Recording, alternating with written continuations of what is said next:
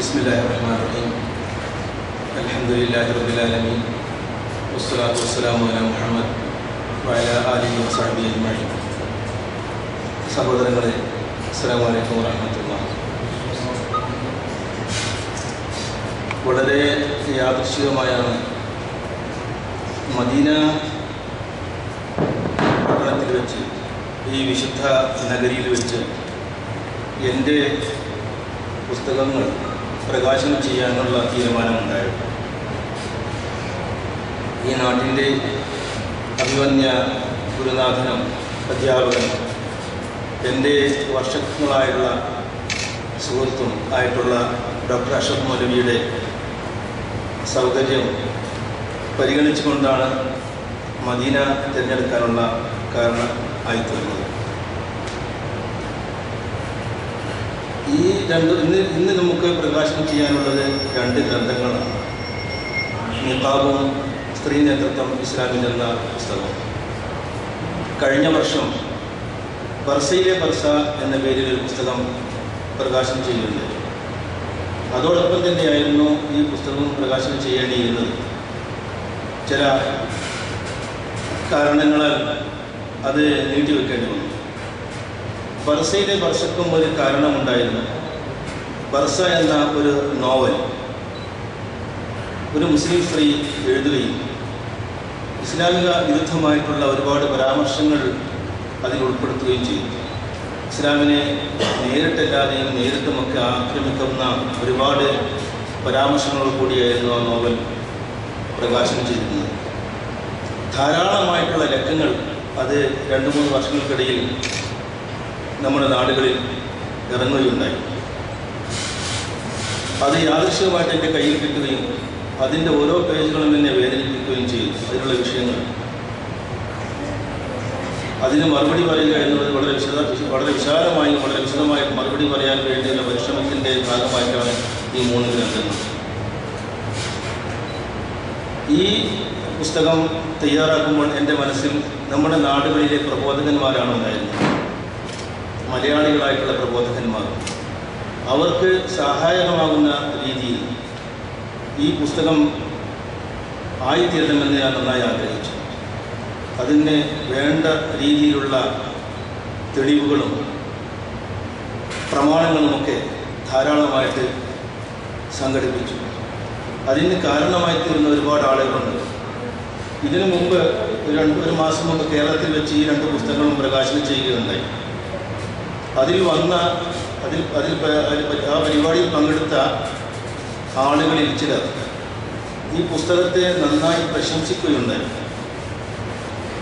ഒരാൾ പറഞ്ഞു, ഒരു മനുഷ്യനെ കൊണ്ട് എങ്ങനെ സാധിച്ചു ഇത്രയും വലിയ വിഭവങ്ങൾ ശേഖരിക്കാൻ കഴിഞ്ഞു എന്ന് പറയുകയുണ്ടായി.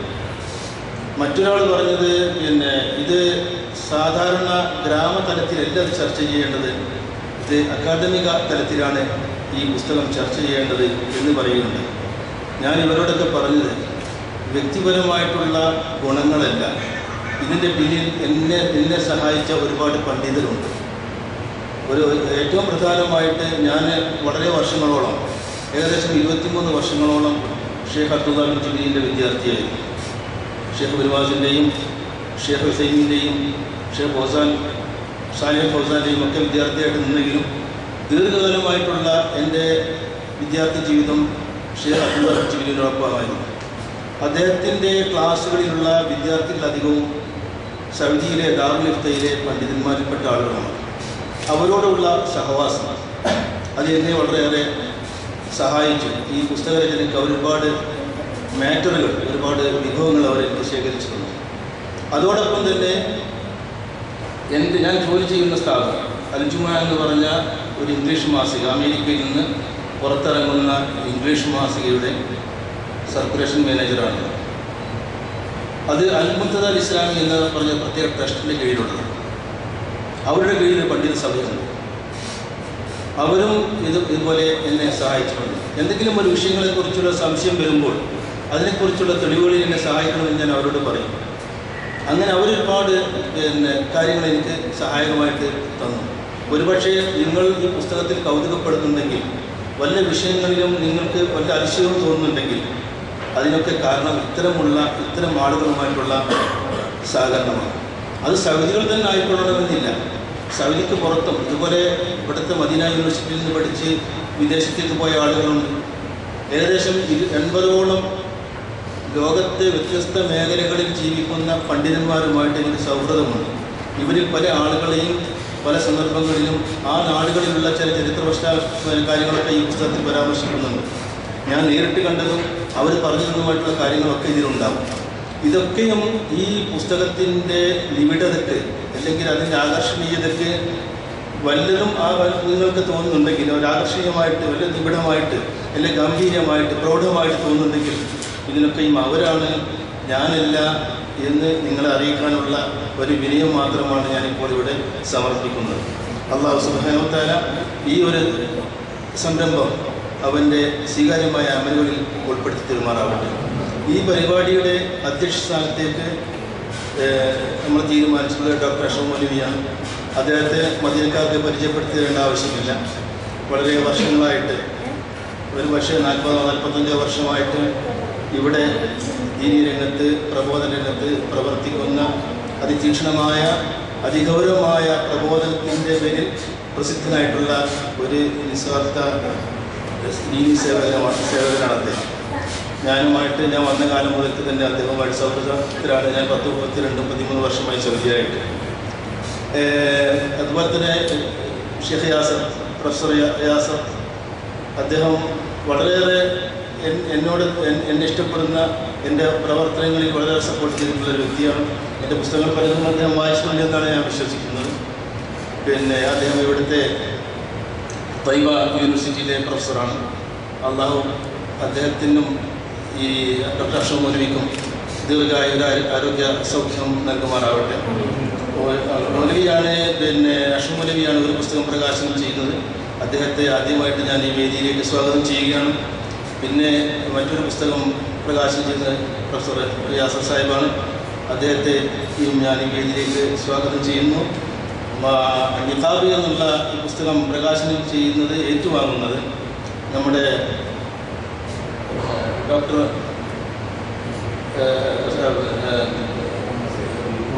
പ്രൊഫസർ ഷെയ്ഖ് മുഹമ്മദ് റിപ്പൺ അദ്ദേഹമാണ്.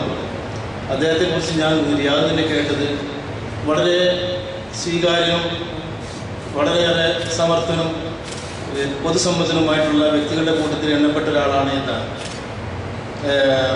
അതുപോലെ ഡോക്ടർ സൈഫുദ്ദീൻ MH, അദ്ദേഹം ഹരീഖ് എന്ന് പറയുന്ന സ്ഥലത്തു നിന്നാണ് ഇങ്ങോട്ട് വന്നത്. ഹരീഖ് എന്ന് പറഞ്ഞത് റിയാദിൽ നിന്ന് 210-215 കിലോമീറ്റർ ദൂരെ ഒരു ഉൾഗ്രാമത്തിലുള്ള ഒരു സ്ഥലമാണ്. അപ്പോൾ അവിടെ നിന്ന് റിയാദിൽ വരികയും റിയാദിൽ നിന്ന് ഇങ്ങോട്ട് എത്തുകയും ചെയ്യുക എന്ന് പറഞ്ഞാൽ അദ്ദേഹത്തിന് ഈ പരിപാടിയോടും നമ്മുടെ പ്രവർത്തനങ്ങളോടുമുള്ള അഭിനിവേശമാണ് അത് വ്യക്തമാക്കുന്നത്. അദ്ദേഹമാണ് ഈ രണ്ടാമത്തെ പുസ്തകം ഏറ്റുവാങ്ങുന്നത്. പിന്നെ ആശംസ ചൊരിയാനായിട്ട് വന്ന കുറേ ആളുകളെ ഞാൻ ക്ഷണിച്ചിട്ടുണ്ടായിരുന്നു. പക്ഷേ ഇവിടെ ആശംസ ചൊരിയാൻ വേണ്ടി ആളുകളെ ക്ഷണിക്കുക എന്ന് പറഞ്ഞാൽ വളരെയേറെ ബുദ്ധിമുട്ടായിട്ടാണ് എനിക്ക് അനുഭവപ്പെട്ടത്.